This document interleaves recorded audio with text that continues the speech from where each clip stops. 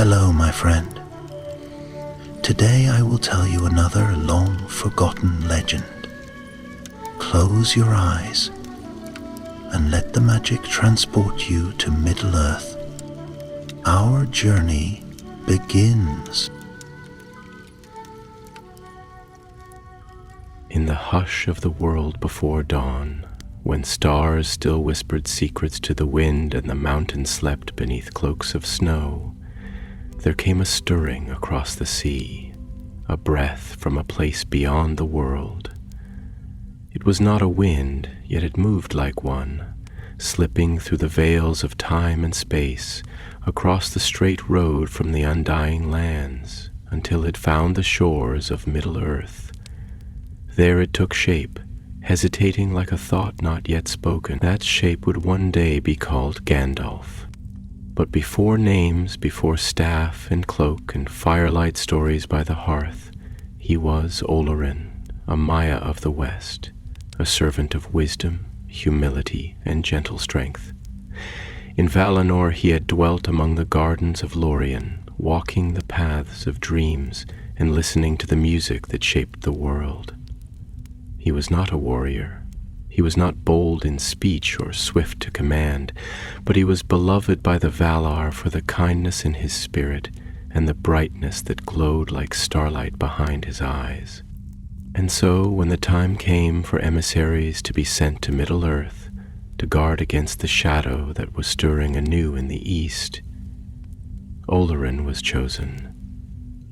Chosen not as a conqueror, but as a light meant to be kindled in the hearts of others. He was reluctant.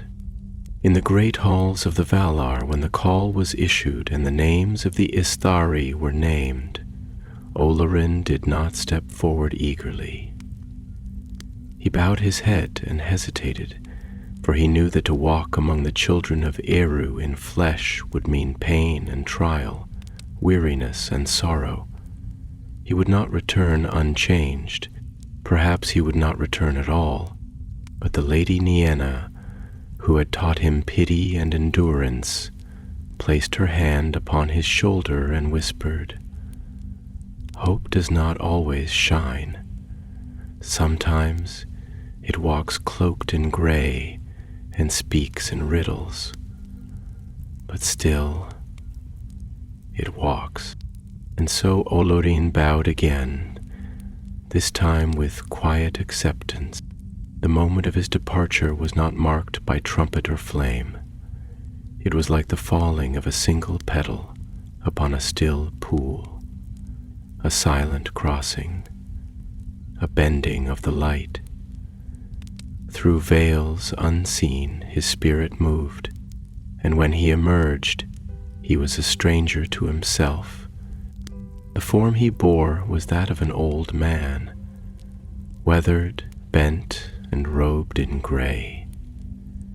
His beard was long, his eyes keen, but hidden beneath brows that furrowed with care. He wore no crown, bore no blade, and carried with him no command save this: to aid the free peoples, to oppose the shadow with wisdom, not domination. The land into which he arrived was vast and sleeping. Hills rolled like waves beneath the moon, forests hummed with forgotten songs, and mountains stood silent like watchmen carved by the hand of time. Olorin. Now Gandalf stood alone upon the shore, the sand cold beneath his feet, his breath misting in the early light. He felt it then, the strangeness of flesh, the weight of mortality. Though his spirit was eternal, his form was bound now to the turning of the world. He would hunger, he would tire, he would bleed, and perhaps one day die. It was disorienting, like awakening from a long dream into a story already unfolding. But he did not falter. Slowly he stepped forward, each footfall echoing with a purpose he had not yet fully grasped. Behind him, The sea murmured to itself, remembering stars long fallen. Before him stretched the green and gray tapestry of Middle-earth, ancient, wounded, and beautiful. He walked for days without seeing a soul, speaking only to the wind and the birds and the slow rising sun. Trees turned their branches toward him, sensing something forgotten in his presence. Rivers welcomed him with cool songs that rose from the deep. The very earth seemed to listen. It was in these first wandering days that he came upon the remnants of the elder days, ruins swallowed by moss and vine, standing stones worn smooth by wind and time. He lingered in these places, placing his hand upon the old stone and listening, not with ears, but with that deeper sense known to the wise. And sometimes he would sit and close his eyes and remember the light, the trees of Valinor, now long gone, the laughter of the Ainur, the gardens where dreams grew like blossoms. A homesickness would bloom in him then, sweet, aching, and slow. But Middle-earth, he knew, was no less worthy of love. One evening, as the twilight deepened and the stars began their quiet song, Gandalf sat upon a hillside overlooking a wide plain. A herd of deer moved below like drifting mist, and in the far distance, smoke rose from the hearth of a village unseen, and he spoke softly to no one. "They do not yet know me," he murmured, "and I do not yet know myself." The wind answered with a sigh through the grass, and Gandalf smiled, his heart warmed by that simple exchange. It would begin, he thought, not with fire and fury, but with silence and footsteps and the sharing of stories. His power was not in command, but in counsel, not in dominance, but in dignity. From the stars he had come, and to the stars he would one day return. But for now, he was an old man with tired feet and a light in his eyes. A stranger walking into legend, not to claim it, but to light the lanterns along the way. And so the arrow sent from another world began its arc, not swift, but sure, and guided by the unseen hand of purpose. Beneath the great wheel of the sky, Gandalf walked on. The sky above was the color of old slate, tinged with the dusky blues of approaching twilight, and the land beneath it stretched out like a great breathing thing, vast and untamed, with heathered hills that rolled into the horizon and trees that bent as if whispering to one another secrets older than speech. The wind moved slowly here, not with haste, but with a solemn deliberation, brushing through the tall grass in long, melancholy strokes, like the hand of a memory reaching back across time to touch something once beloved and long lost. Gandalf walked this land as a stranger would tread the halls of a forgotten home, his steps quiet, reverent, almost apologetic. The world did not greet him with banners or song. Rather, it watched him, observed him from behind veils of rain-misted boughs and dew-laden stones, its gaze ancient and unreadable. He felt it, the weight of eyes that were not eyes, the sentience of earth and root and sky, all woven into a great tapestry of time that he had entered not as master but as witness. He came to a forest as the light began to fail.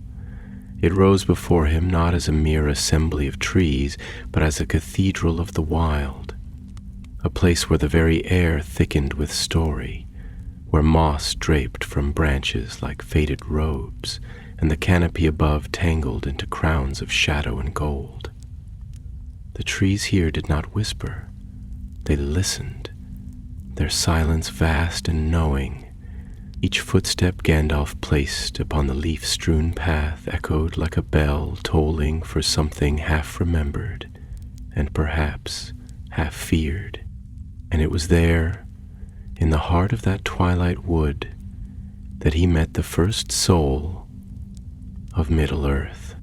A figure emerged slowly from the trees, tall, cloaked in greens and browns, so tightly spun with shadow that it was hard to say where the forest ended and this being began. An elf, though not of the cities.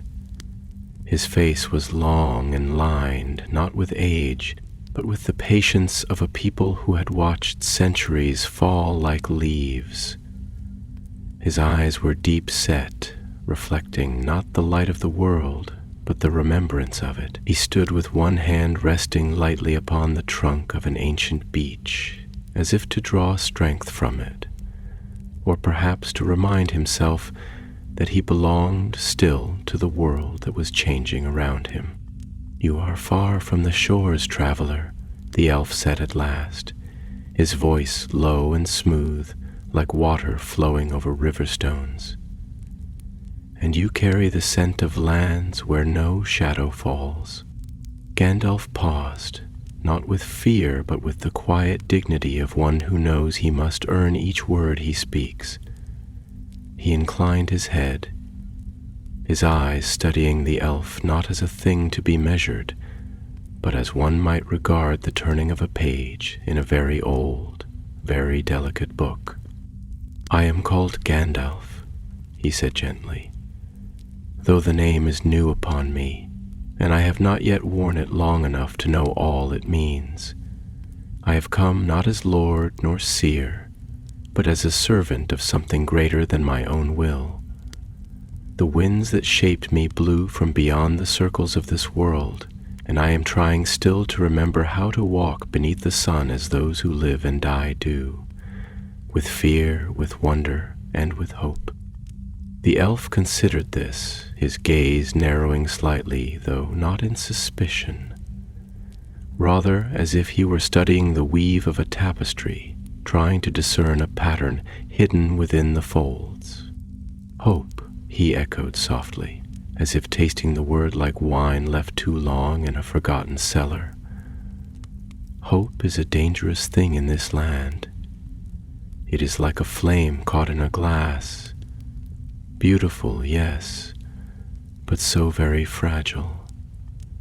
And yet, here you are, a flame in gray robes. Tell me then, servant of something greater, do you come with answers or only questions?" Gandalf let out a slow breath, and the trees seemed to lean closer, listening.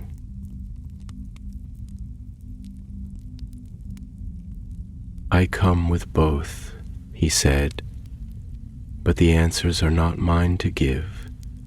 They must be kindled in others, lit like lanterns in the dark. My role is not to lead with the sword, nor to shout commands from high towers. I was not sent to dominate, but to awaken, to guide, to walk beside the weary and the wise alike, and to remind them that the smallest candle can hold back the night, if only for a while." The elf's eyes softened, and for a moment a flicker of sorrow passed over his face like a cloud over the moon. "You speak like one who has loved a world and lost it."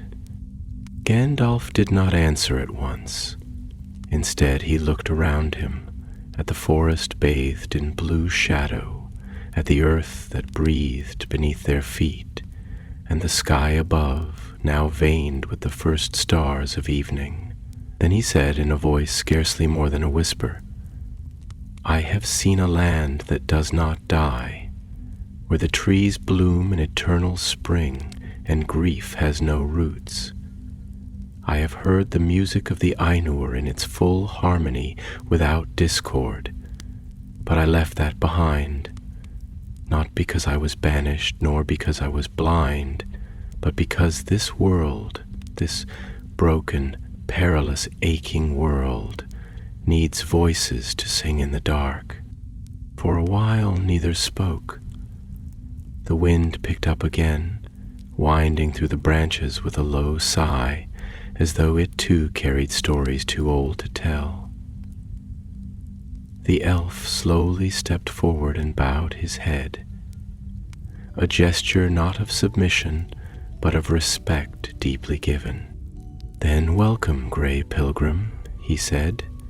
"Welcome to the land of stories half buried and wounds not yet healed.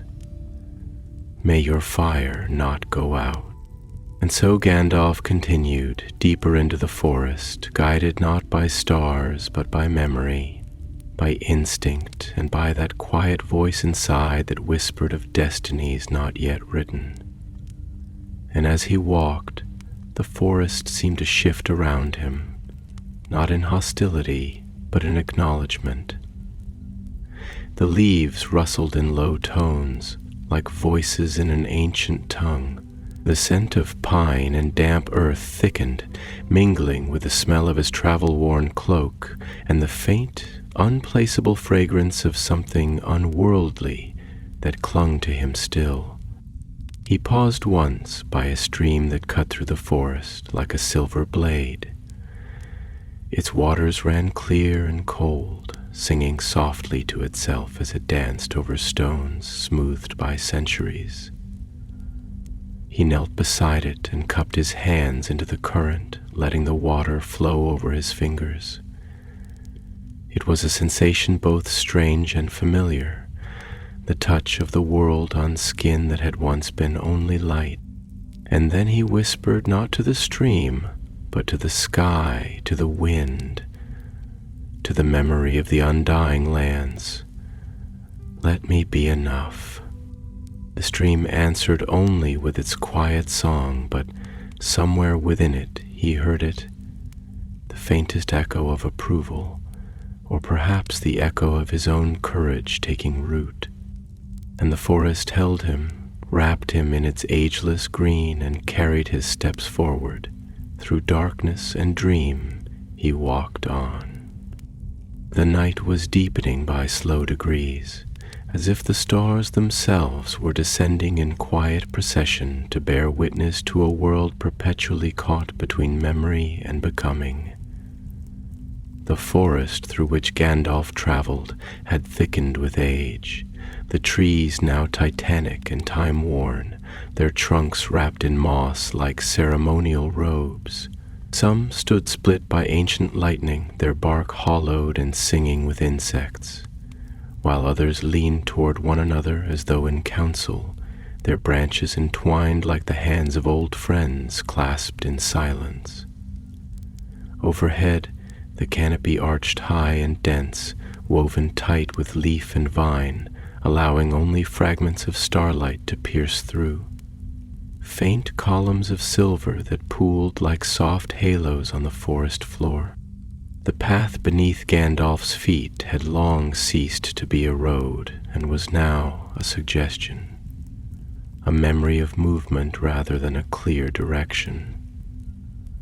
Roots curled like sleeping serpents across the soil, and the very air was heavy with the perfume of life in decay.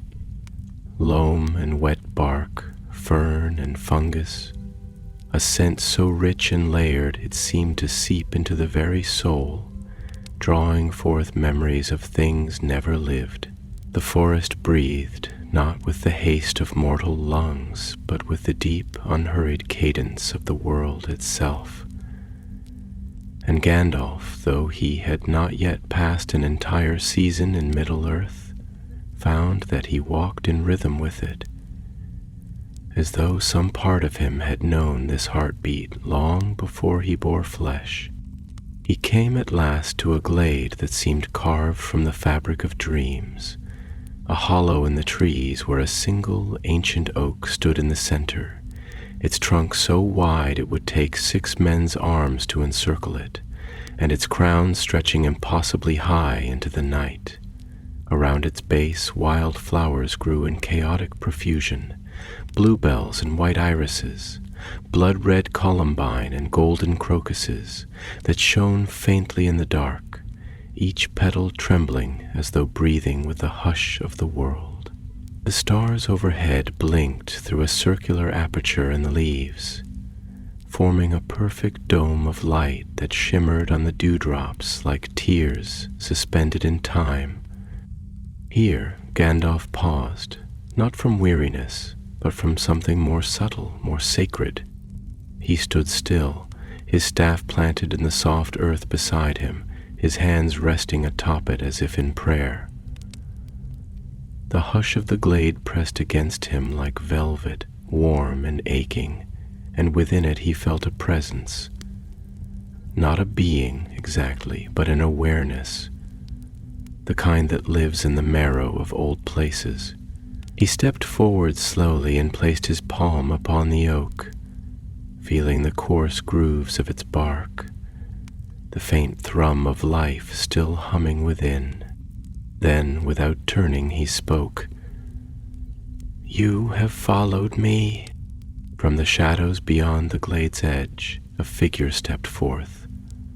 It was the elf again, the same who had met him days before, though now his hood was lowered and his long moon-silver hair flowed freely over his shoulders. His face was drawn, not with age, but with the weight of long contemplation, and in his eyes was a depth not unlike the roots of the trees around them, buried, winding, eternal. "I have," the elf said quietly, and then, after a pause that stretched like dusk over water, he added, "Not because I mistrust you, but because your presence sings of something old, something I had long thought silenced." Gandalf turned, his face serene, his eyes shadowed with thought. "You speak as one who has lost faith in echoes," he murmured. "But even the most faded voice, if it speaks truth, can awaken the stones themselves." The elf stepped closer, his gaze fixed upon Gandalf with a sharpness that was not unkind.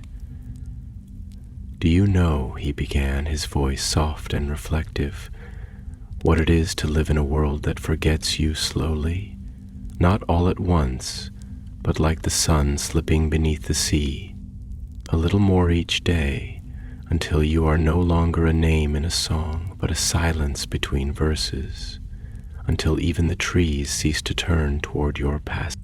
His words hung in the air like a cloud of breath in winter, and Gandalf, sensing the deep wound beneath them, offered no interruption, no counsel, only presence.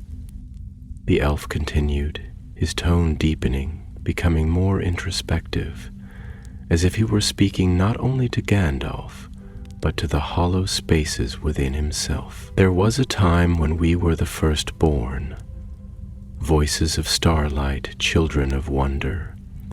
The world moved beneath our fingers like a harp under a musician's hand. But time, that silent sea, has no love for eternity. It washes even the mountains smooth. And now I watch the rise of men, their short lives burning bright, their ambition fierce as wildfire. I do not begrudge them their ascent, but I feel myself fading, as if the very music of the world has changed key, and I cannot find my voice within it." There was silence, thick and soft, and then Gandalf stepped closer, his hand still resting lightly on the ancient tree. When he spoke, his voice was low and even, but resonant, like a stone dropped into still water. "The music has changed, yes," he said, "but not ended. And even now it calls for new harmonies, ones not bound by age or memory, but by will, by mercy, and by hope. You say the world forgets you, but I say it cannot. for you are woven into the breath of the wind, into the shape of the stars, into the hush of this very glade. Fading is not the same as ending, and though the shadow lengthens, light has not lost its way. The elf bowed his head, his hands clasped before him, and a long breath slipped from his lips, carrying something fragile and invisible. Perhaps sorrow, perhaps gratitude. I do not know if I can believe as you do, he said. You do not need to, Gandalf replied gently. Belief is not a fire to be kindled once and kept forever. It is a spark, waiting, and sometimes it is enough to walk beside someone who still carries the flame. A rustling passed through the trees then, not stirred by wind, but by something older, something approving. A breeze moved through the glade, lifting the petals of the crocuses and setting them to dance in a circle around the oak's great roots. And the stars above flickered just slightly brighter, as if blinking away tears. The elf looked up once more, and though his expression was still grave, there was a softness now around the eyes, a loosening of something tightly held. You speak as though you have seen the end of things. Gandalf's gaze turned toward the stars, his voice distant. Perhaps not the end, he murmured, but I have seen the place where endings are born.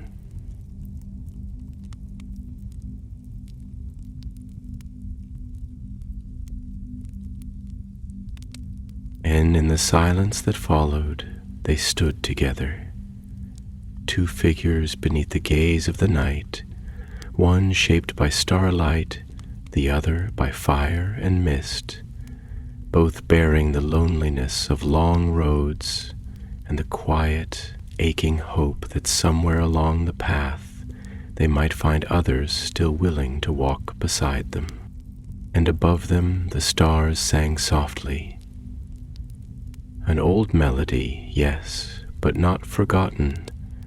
Not yet. By dawn, the glade had become a chamber of slow awakening, not in haste or brilliance, but in the soft ceremony of light meeting dew. The eastern edge of the world, beyond the slumbering forests and low silver fog, began to stir, its horizon blooming in faint threads of rose and pale gold, like the sigh of a sleeping god turning toward thought.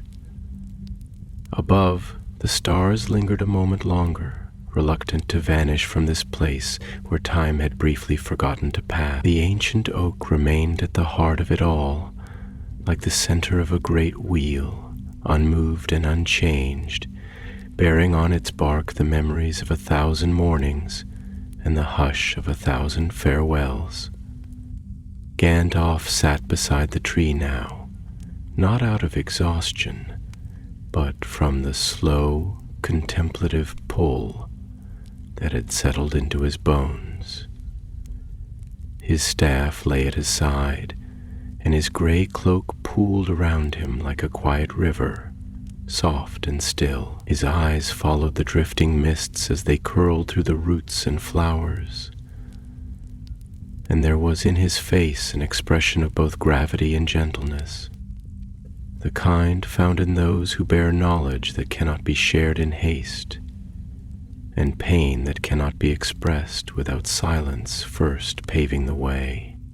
The elf, who had not spoken again since their last exchange beneath the stars, stood across from him, leaning lightly against a younger tree that seemed to bow toward him as if offering comfort. His gaze had wandered from the sky to the forest floor and back again, never settling, like a bird circling above a forgotten shore, unsure whether to land.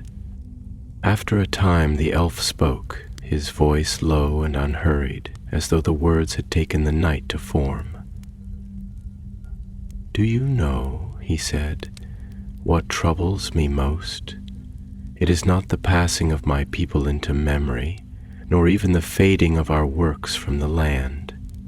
It is this slow unraveling of meaning, this sense that the great songs we sang, the battles we fought, the wisdom we gathered like precious stones, may one day be remembered only as legend, and later still, not at all." His words hung like mist in the warming air, not bitter but unbearably tender, as if shaped by a soul that had wept often and in secret. Gandalf's eyes did not leave the rising light, but he answered, his voice as soft as the breeze stirring the treetops. "You speak of forgetting not as an act of negligence, but as a kind of erosion, a wearing down of truths by the ceaseless tides of time. And in this I think you speak not only for your people, but for all who love what was and fear the silence that follows." The elf nodded slowly, his hand brushing the bark of the tree beside him, fingers tracing the old scars in the wood as if reading a story there. "It is strange," he murmured. "For all our long years and deep seeing, we elves were never taught how to endure being forgotten.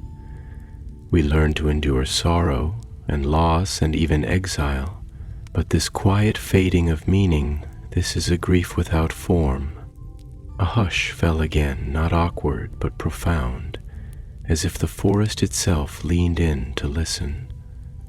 The leaves shifted above them, not in tremble but in thought, casting dapples of gold and green upon the moss as the morning sun slowly wove its way through the canopy. A pair of doves stirred in the branches, their wings like sighs against the silence. Gandalf reached into the fold of his cloak and drew forth a small, worn pouch, from which he removed a smooth, opaline stone no larger than a plum. He turned it in his hand, and in its heart shimmered a light not from the sun, but from within, a light soft and uncertain, like the memory of a lullaby. He held it up between them. "This," he said, "was given to me by a child in the Western Isles, a girl no older than 7 winters. She found it near the sea and said it reminded her of a dream she could no longer remember. She gave it to me, unasked, saying, 'Perhaps you will remember it for me.'" The elf stepped closer, his eyes fixed on the stone. "What did you do?"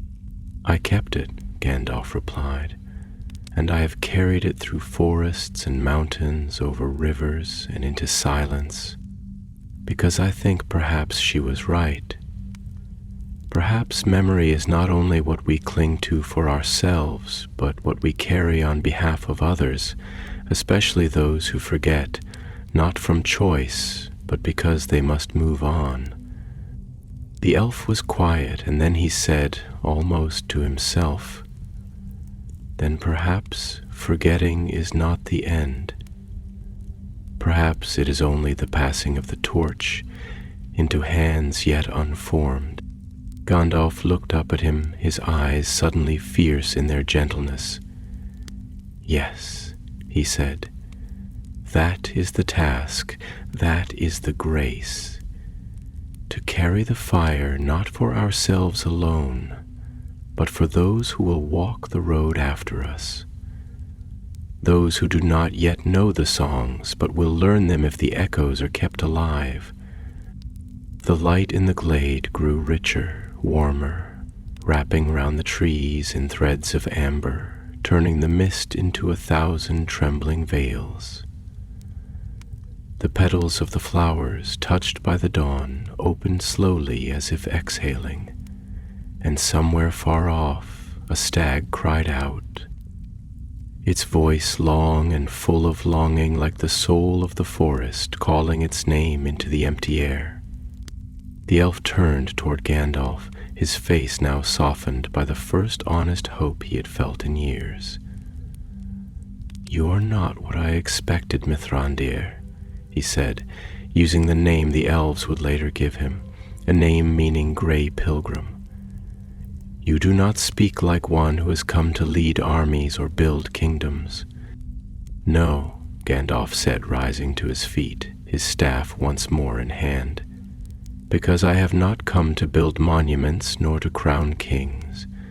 I have come to kindle the hearts of those who will, to walk alongside those who carry within them the seed of something enduring, not power, not glory, but wisdom, humility, and courage, quiet things, easily overlooked, but strong enough to turn the tide of the world."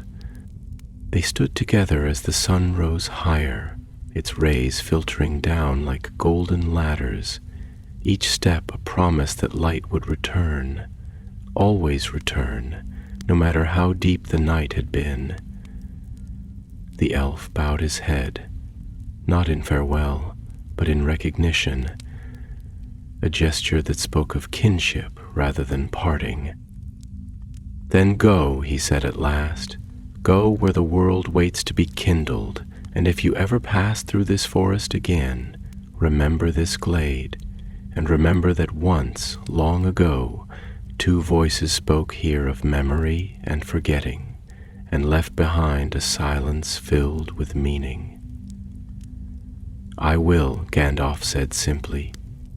And with that he stepped once more onto the path that was not a path, into the forest that breathed and dreamed and listened, his cloak trailing behind like smoke from a fire not yet extinguished, his staff tapping softly against the roots and stones, each step carrying him deeper into a world not yet awakened to his name. The forest gave way gradually, as all old things do, without a sudden end, but through a slow, thoughtful transition where the canopy grew less dense and the sky revealed itself in widening ribbons above, pale with the coming of full morning. The earth, once soft and thick with moss and the rot of centuries, grew drier beneath Gandalf's feet, firmer, though scattered with brittle leaves that crunched beneath each step like distant echoes of old decisions made by those long departed. The trees stood further apart now, taller and straighter, their limbs outstretched in silent benediction, or in yearning, perhaps, as if they too desired the openness of the world beyond their rooted station. Here the light came more freely, not filtered and tentative as in the glade, but golden and slanted, falling in long shafts through branches that swayed with a breeze borne high in the mountains. That breeze brought with it a scent unfamiliar to Gandalf. Dry stone warmed by the sun, the sharp tang of cedar and juniper, the faint iron perfume of distant rivers carving through gorges unseen. These scents stirred something within him, a kindling not of memory but of prophecy, as though the land itself whispered, "There is more ahead. There is always more." He stopped beside a great boulder, its surface laced with veins of quartz and lichen the color of old copper. It jutted from the ground like a thought that refused to be buried, its mass impassive, yet comforting in its stillness. Gandalf placed a hand upon it, the stone cold beneath his fingers despite the sun, and felt, though he could not explain why, a tremor in the web of things, a vibration that spoke not of danger but of depth, of buried ages and stories wrapped in the earth like roots in sleep.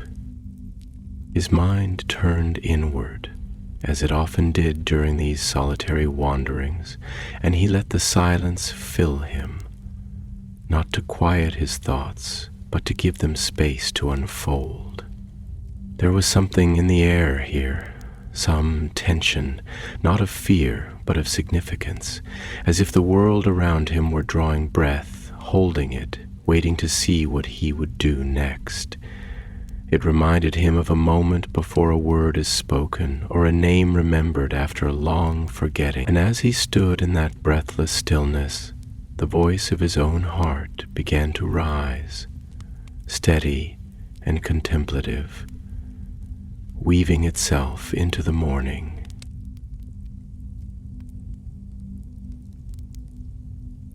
"It is a strange thing," he said aloud, not for the sake of being heard, but because some truths require the shape of voice to become real, to carry knowledge that stretches beyond the memory of even the wisest, yet to walk in a form that wearies, that hungers, that bleeds. It humbles the soul, or should. And yet there is danger too, for it is easy, when you have once been great, to long for greatness again, not as a means of service, but as a balm for the wound of restraint. He paused, and the wind stirred the edges of his cloak, lifting them slightly as if urging him forward, or agreeing in quiet affirmation. "I must not forget why I came," he continued, "not to rule, nor to shape the world by force, but to help others bear the shaping, to tend the fire without ever claiming it as my own." From behind the boulder, a soft rustle answered, gentle, hesitant, not the movement of threat, but of curiosity, and a voice, young and raw, broke the silence like a twig snapping beneath a nervous step. "You speak to yourself as though someone else is listening." Gandalf turned slowly, his face composed, his eyes not startled but open, and there, emerging from the shelter of brambles and slender trees, a young boy stepped into view. Barefoot, with hair the color of autumn fields and eyes wide with wonder. He looked no more than 10, though there was a wisdom in his gaze that did not belong to childhood alone. His tunic was patched and his hands scratched from brush and bark, but he stood with the poise of one who has learned to live closely with the land. "I often do," Gandalf replied, his tone soft but rich with layered meaning. "For the world listens, even when it seems not to, and sometimes our truest audience is the part of ourselves we have not yet fully understood." The boy tilted his head, a thoughtful expression settling over his features. "My grandmother says talking to yourself is a sign of madness. But she also talks to the fire before bed and asks the trees to forgive her when she takes wood. So I think there are many kinds of madness, and not all of them are bad." Gandalf's lips curved into a smile, one slow and full of warmth. "Your grandmother is wise." The boy stepped closer, eyes darting from Gandalf's staff to his cloak to his weathered face. "Are you a wizard?" The question, so often asked with awe or fear, was here offered with quiet curiosity, as though seeking not power, but understanding. Gandalf nodded once. "Some would call me that, though the name means less than the deeds it is tied to." "And what are you, child of the woods? You move like one who belongs here." "I am called Teren," the boy said. "And yes, I suppose I belong. But sometimes I wonder if I belong only here, if the world beyond the trees has a place for someone who listens more to roots than to men." The wizard gestured for him to sit beside the boulder, and when Teren did, Gandalf looked at him for a long moment before speaking again. "That is a question many have asked, though not always so clearly. You feel the pull of the wide world, but fear that in stepping toward it, you might forget who you are, that you might lose the rhythm of the leaves for the clangor of coin and the noise of shallow laughter. The boy nodded, his voice small. Yes, it's like I hear a song inside me, but I don't know if it's mine or the forest's. And if I leave, will I stop hearing it? Gandalf was silent for a time, letting the question settle between them like dew on stone. Then he said, "The song within you is born of many things. This forest, yes, and your grandmother's stories, and the silence between wind and wing. But it is also yours. You are not a vessel that merely echoes what it has held. You are a harp with its own voice, and though the world is loud and often cruel, that voice, if tended, will not be silenced." The boy looked down at his hands, then out into the trees, and Gandalf watched him with a quiet ache in his chest, the kind of ache that comes from seeing a soul on the edge of choosing who it will become. "I don't want to forget," Taran whispered. "Then don't," Gandalf said simply. "Remembering is not a matter of holding every detail, but of holding the truth of things. If you remember how the forest felt when it first welcomed you, how the stream laughed when you fell in and came out smiling, how the stars looked when you asked them your first question, then you will not be lost, no matter how far you wander."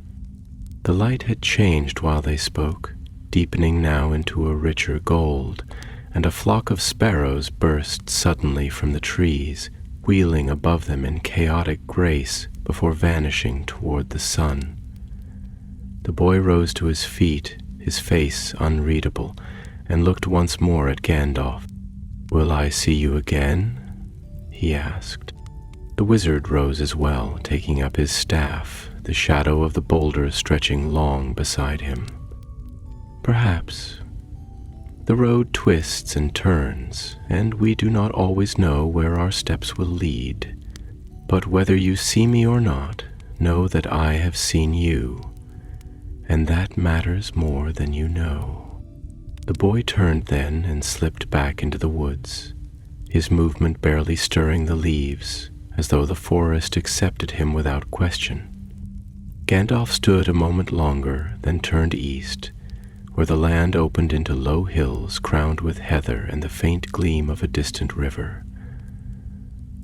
The world was waiting still, vast, unfinished, expectant.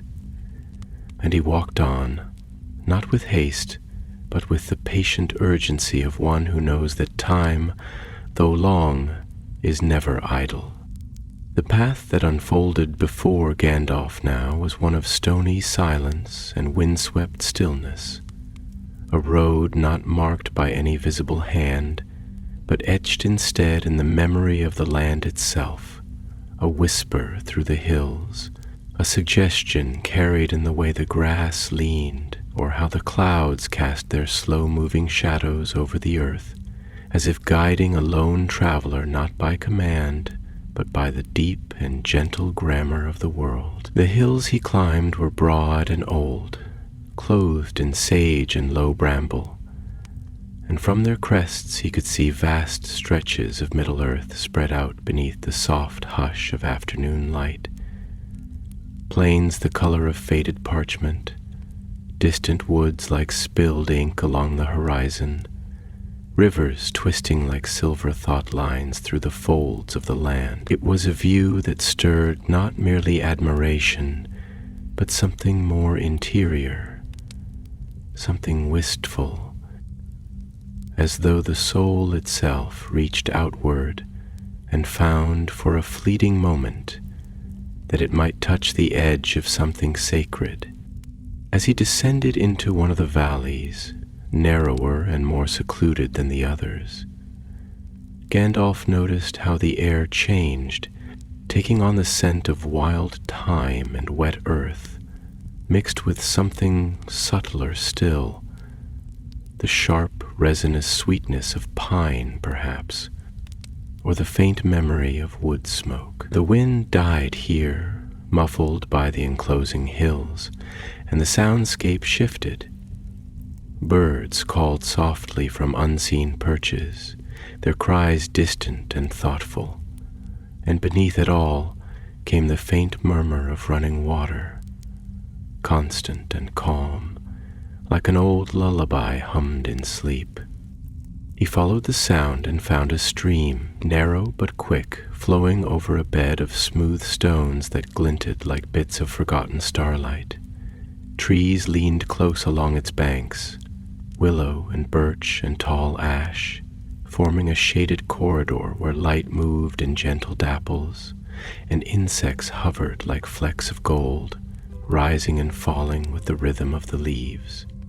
Gandalf knelt beside the water and cupped his hands, drinking slowly. The cold of it touched something deep within him, something that had not felt clean in many days, and as he wiped his mouth with the back of his hand, he closed his eyes and let the sound of the stream fill him, thinking not of duty or destiny, but simply of presence. It was then he heard the voice, not loud, not sudden, but inevitable, like a stone dislodged after long stillness. You walk as one who has walked long alone, and yet you do not seem weary. He turned, rising smoothly, staff in hand, and found a woman seated across the stream beneath the curve of a leaning tree. Her hair was dark, braided with silver leaves, and her robes were of deep green and earthen brown, colors that did not hide her presence so much as anchor it. Her eyes were gray, and in them swirled the same kind of quiet one might find in an untouched lake at dawn. "I am weary," Gandalf said after a moment, "but not from walking. The weariness I carry is of a different kind. It does not come from the body, but from the soul. It is the weariness of seeing and not yet knowing what to do with what has been seen." The woman nodded, and the stream continued to murmur between them, unconcerned with any discomfort. "That is a deep kind of weariness," she replied, "one that cannot be eased with rest, for it is not the muscles that ache, but the meanings." She gestured toward the place beside her, and after a brief pause, Gandalf stepped across the shallow water and sat down in the soft moss at her side. The tree above them swayed gently, casting shifting patterns of light across their faces, and neither spoke for a while. The silence was not awkward, but fertile, like soil left fallow so that something deep might stir. At last she asked, "What is it that you seek, stranger?" Gandalf answered slowly, choosing his words as one selects stones to place in a foundation. "Not a single thing. There is no treasure I desire, no throne I wish to occupy, no victory I am eager to win. I seek pathways, doors, fires that have gone out but might yet be rekindled.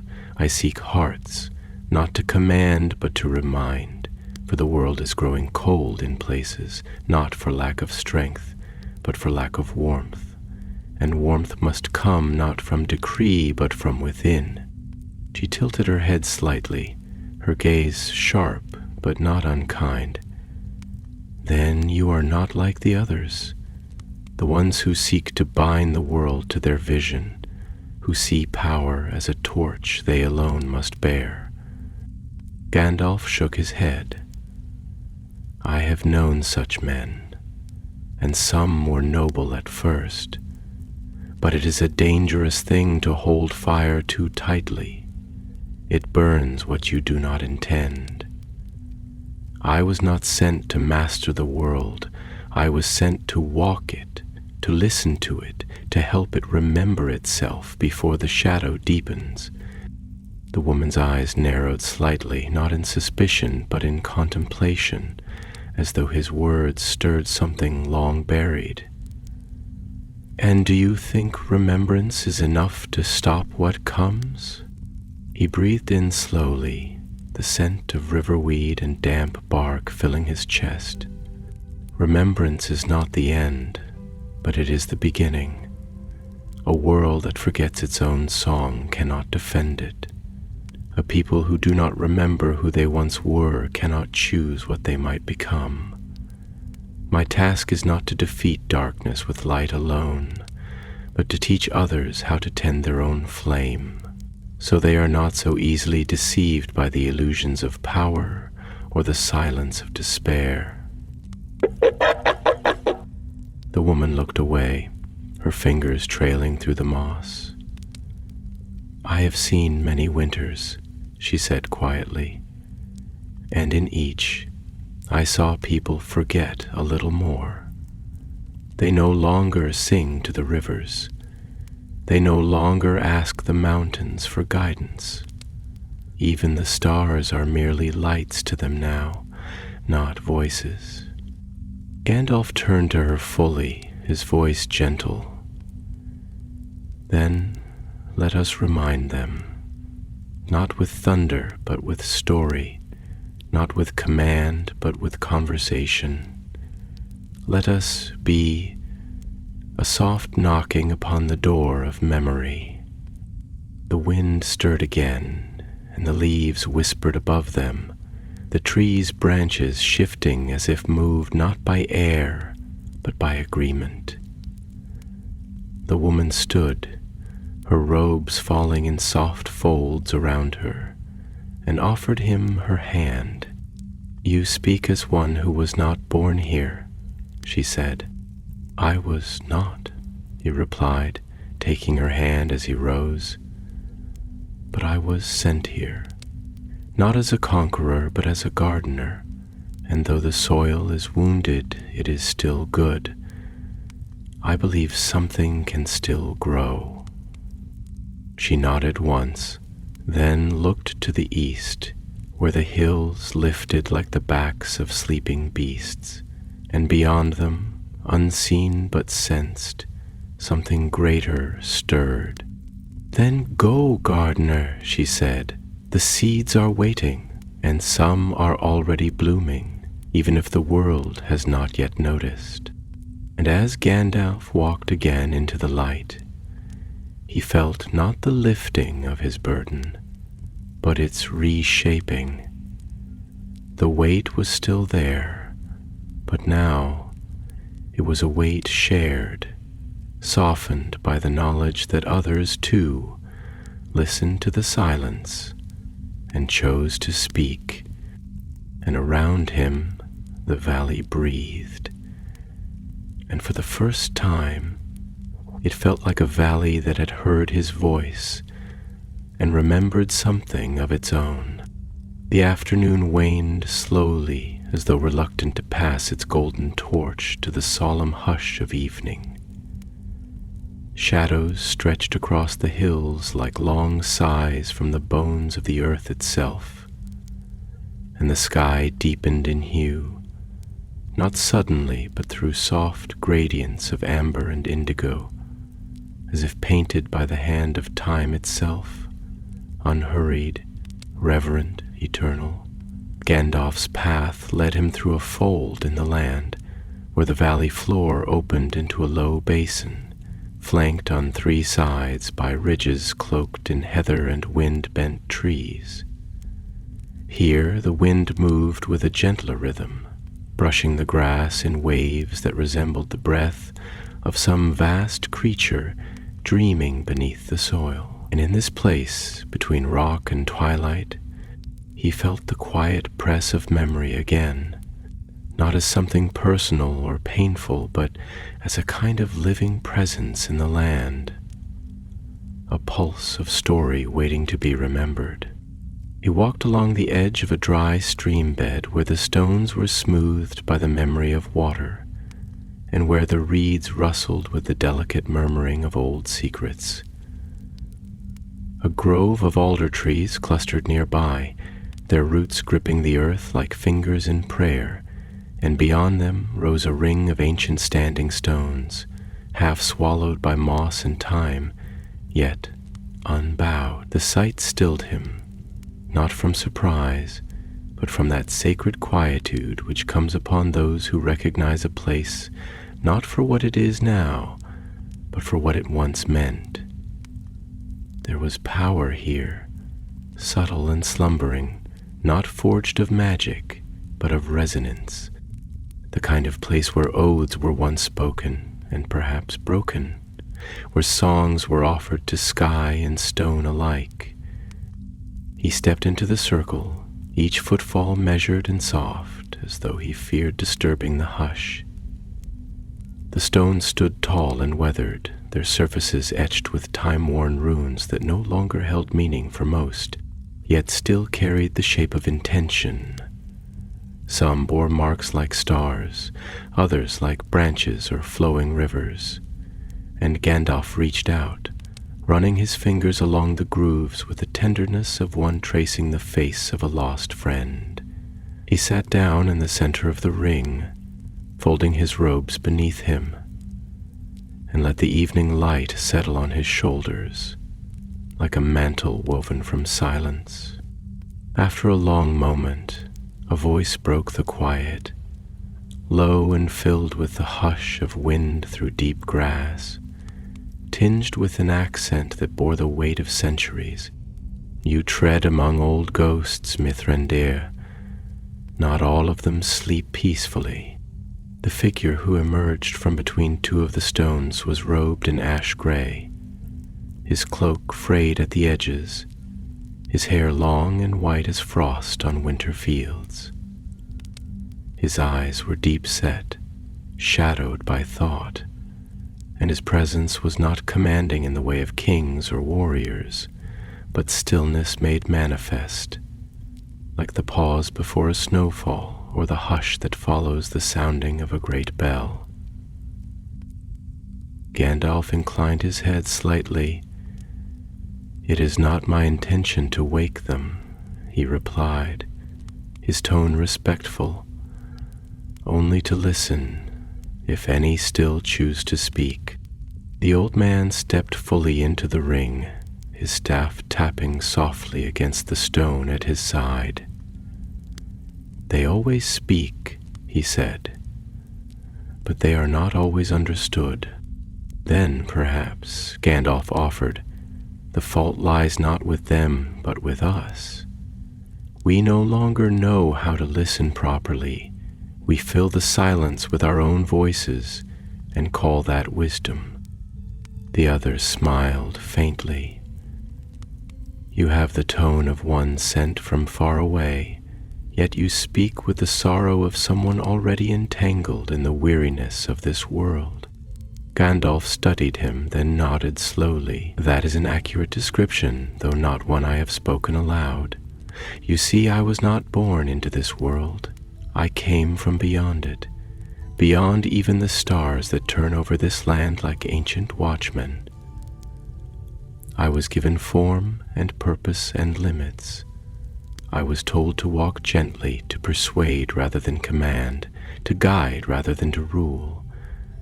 And yet, every step I take seems to draw me deeper into the soil of this place, until I am no longer sure where the servant ends and the dweller begins." The old man sat across from him, his knees creaking audibly as he settled among the grasses. "There is a danger in caring," he said after a long pause, "a slow erosion. The more you give your heart to this world, the more it becomes your own, until even your memories begin to echo with the shape of its loss. You came to heal, but in healing you must touch the wound, and wounds, once touched, remember." Gandalf bowed his head, his fingers tightening slightly around the wood of his staff. "Yes," he murmured, "that is the trouble.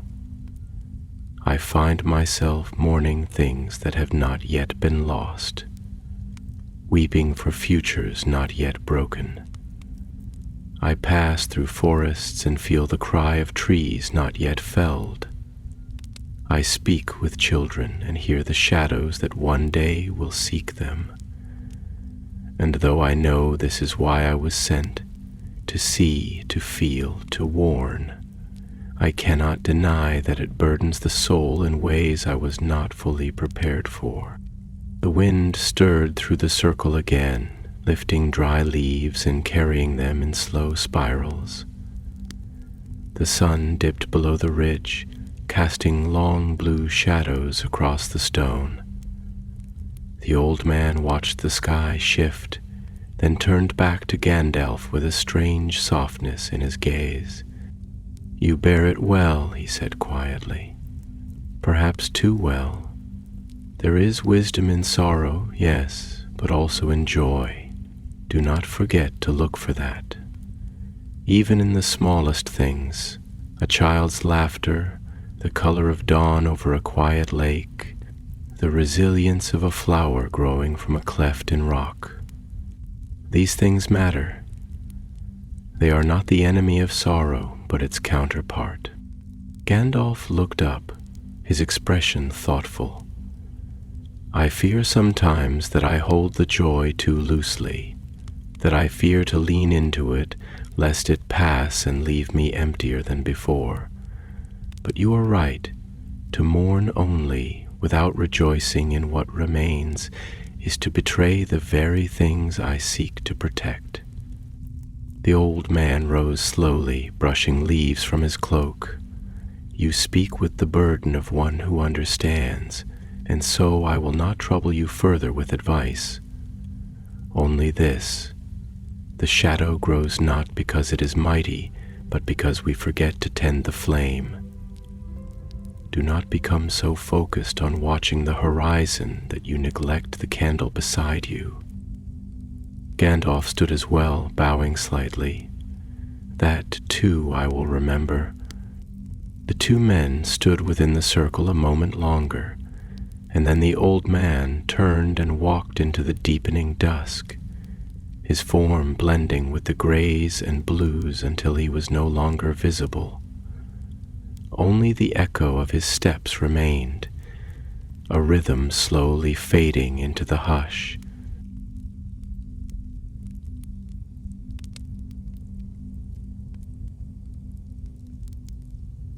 Gandalf looked to the west, where the last light caught the tops of the stones, painting them gold, as if for a moment they remembered their purpose, their power, their place in the world's turning. He stepped from the ring and continued on, and though the night was near, the warmth of the candle at his side lingered in his chest, its flicker steady, its flame, however small, undimmed.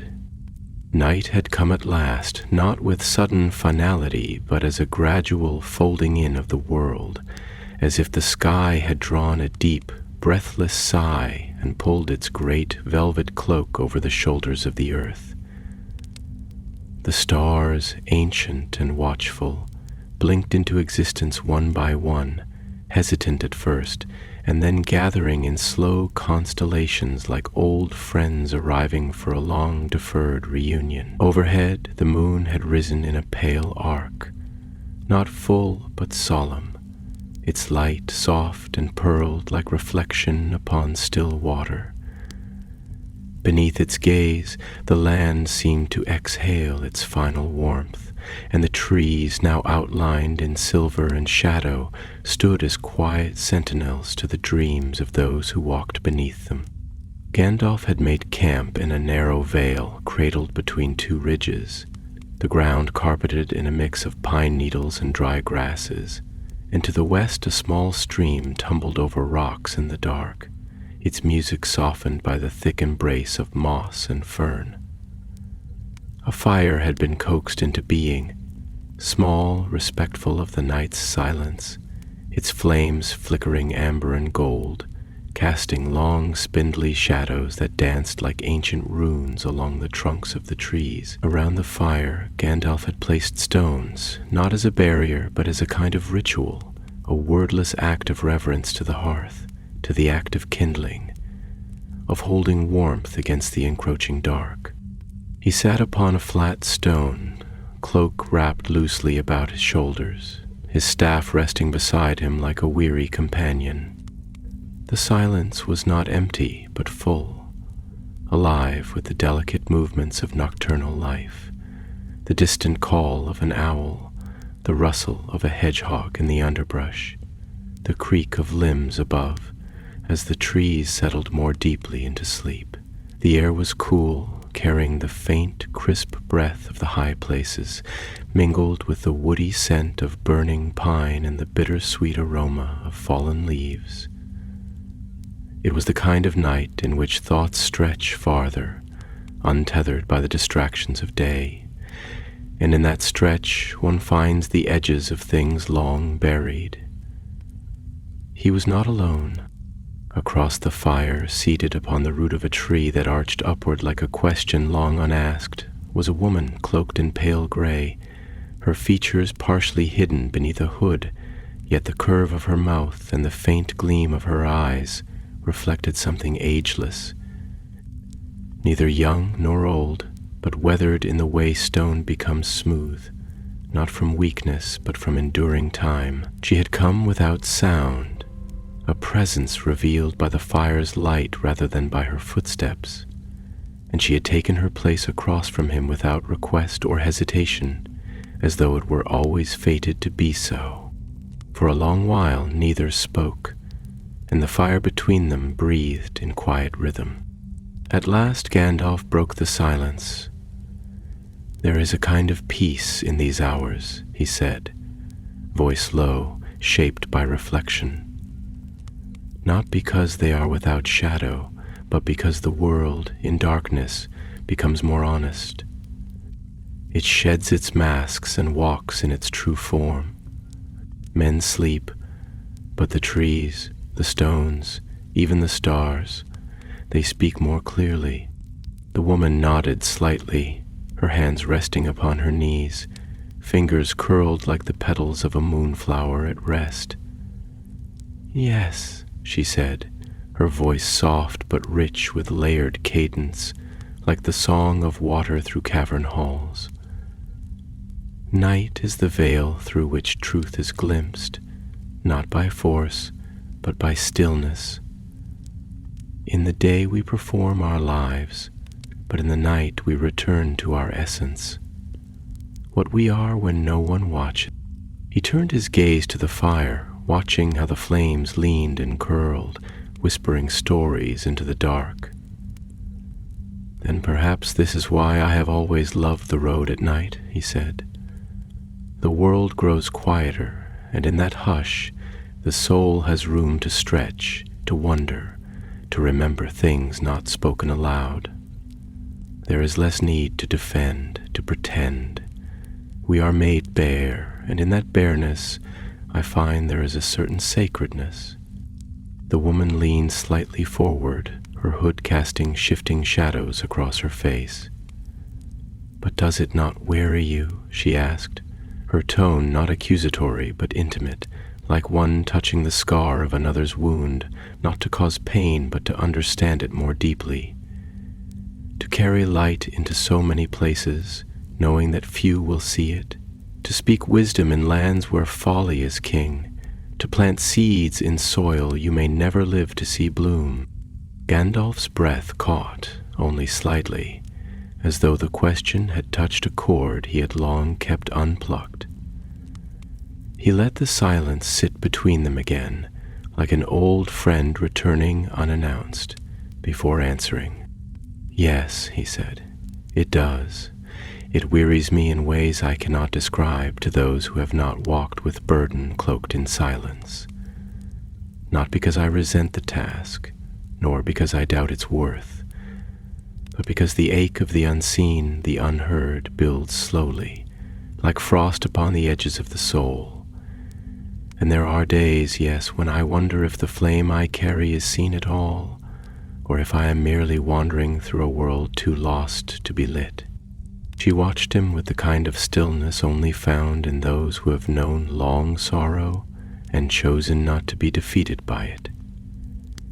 "And yet," she said, "you walk still. You light your fires. You speak your truths." "I do," Gandalf agreed, voice nearly a whisper, "because the act itself has meaning. Because even if no one sees, the fire is real. Even if no one hears, the words are true. And perhaps one day, in some far field I will never walk, a flower will grow because of a seed I left behind. That hope, it is small, but it is enough." The woman exhaled, a sound almost like laughter, though there was no mirth in it, only a soft recognition. "You are not what I expected. So many who come bearing wisdom do so from high places, speaking in declarations cloaked in certainty. But you, your wisdom trembles. It aches. It questions even as it guides." Gandalf looked at her fully then, and the firelight caught the lines upon his face, not as age, but as a map of everything he had carried and chosen not to set down. "Because wisdom that does not tremble," he said, "is not wisdom, it is pride, and pride does not heal, it only divides. I would rather be uncertain and kind than certain and cruel. The world has had enough of harsh certainties." The trees rustled above them, a long shiver in the boughs, and the stars blinked through the canopy like distant lanterns. The fire between them shifted, casting a sudden flare of gold that lit the woman's face fully, and for a moment Gandalf saw it, not as one sees with the eyes, but with the soul. He saw sorrow deep as the sea and strength forged in silence. He saw joy remembered like distant song, and hope held in fragile hands. He saw a kindred spirit, not of his order, but of his burden. She stood, slow and graceful, the movement as natural as the rising of the moon. "You are not alone," she said. "Even when you feel most alone, remember that. The stars are not silent, and neither are those who carry light beside you, though they may walk distant paths." Gandalf rose as well, bowing slightly. "Then let us each carry our flame," he said, "and trust that the night, though long, cannot last forever." And as the fire dwindled to embers and the woman vanished again into the folds of darkness from which she had come, Gandalf turned his eyes once more to the stars, not for answers, but for affirmation. And the stars, in their quiet majesty, replied with, "Light." Dawn came not with fanfare, but with a hush that seemed to stretch out across the hills, like a soft hand pressed gently over the mouth of the world.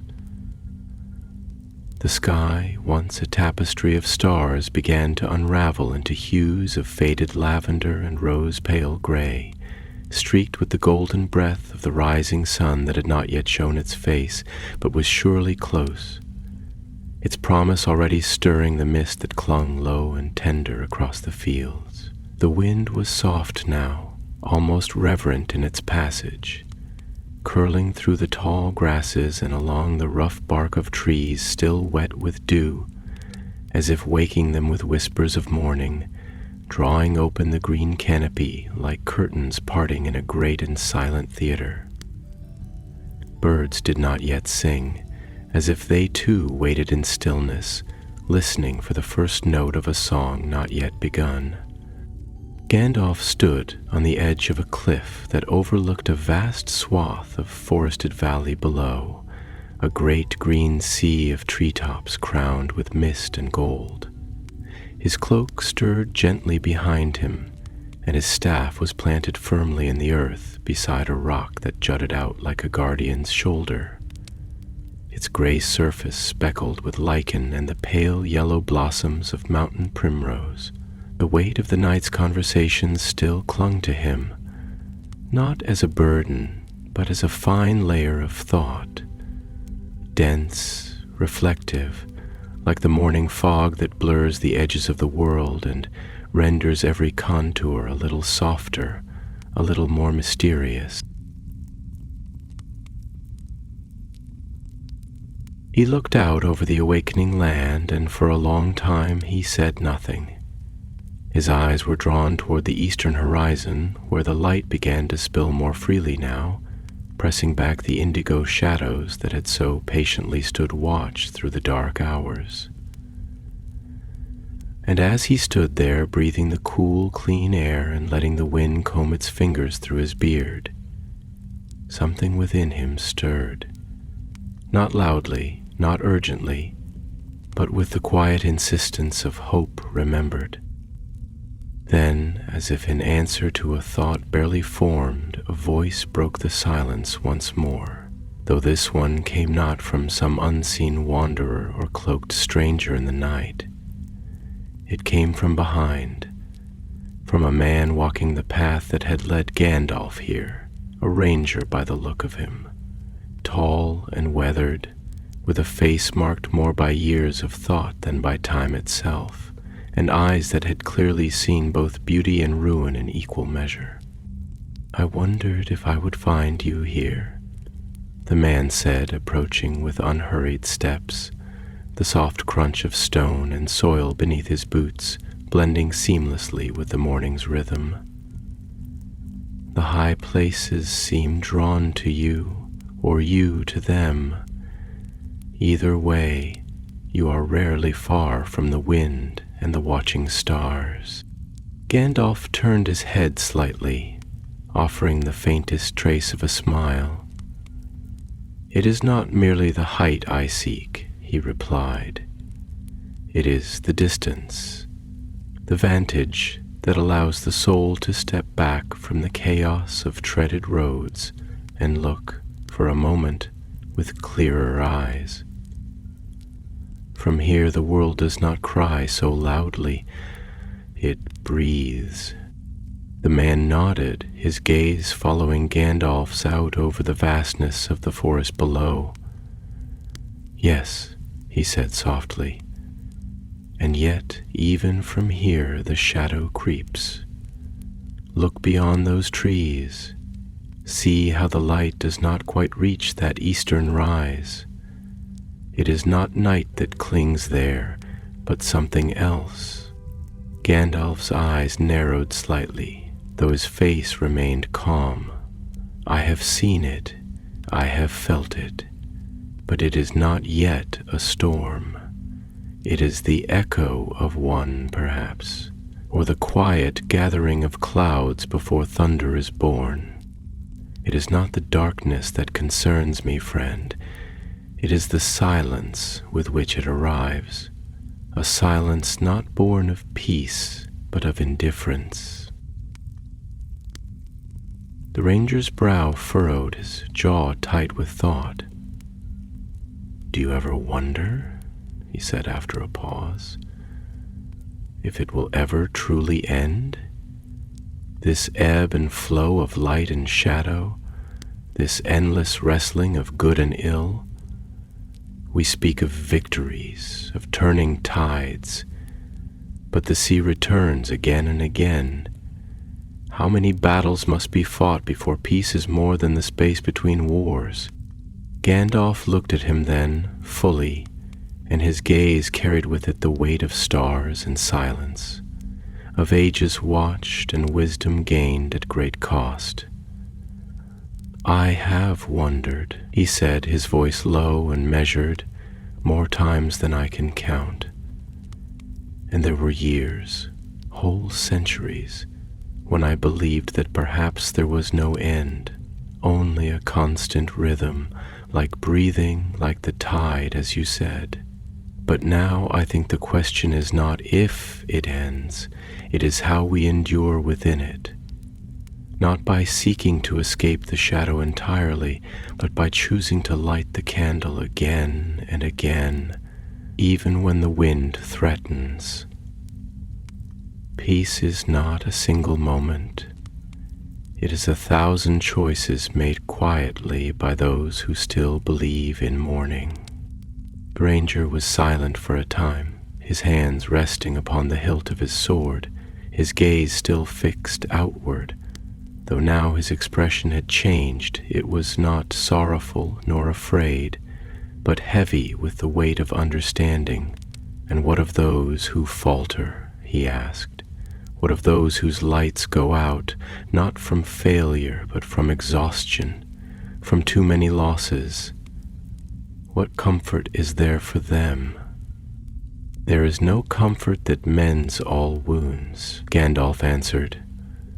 But there is grace in being remembered, in knowing that even if one light fails, another might rise because of it.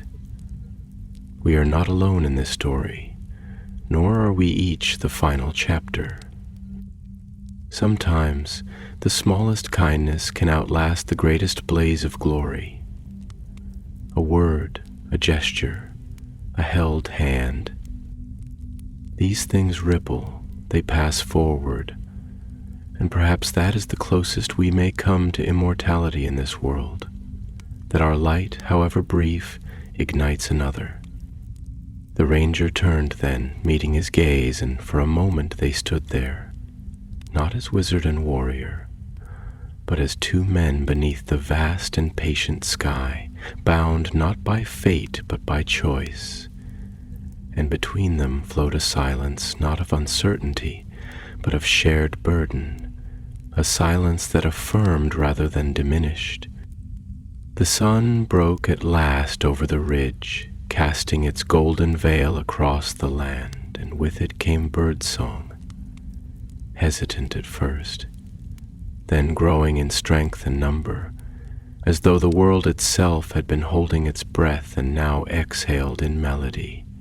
The trees below stirred, their crowns shining with dew, and the mist began to lift, revealing paths once hidden and valleys still untouched. And Gandalf, staff in hand, cloak wrapped against the dawn, began to walk once more, not away from shadow but into the light, carrying the warmth of every word, every fire, every soul he had met along the way.